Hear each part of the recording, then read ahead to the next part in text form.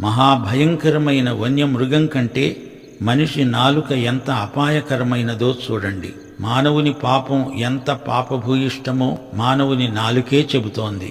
నాలుక తడి స్థలంలో ఉంది గనుక జారుతుంది, నిలకడ లేదు, బహురూపాలలో అవినీతిని వ్యక్తం చేస్తుంది.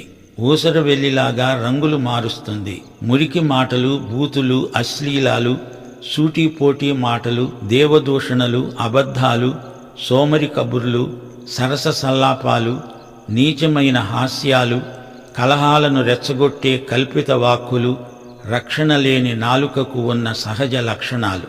తాచుపాము దవడల కింద విషసంచి ఉంటుంది, అది మనిషి నాలుకలోనే ఉంది అని యాకోబు చెబుతున్నాడు.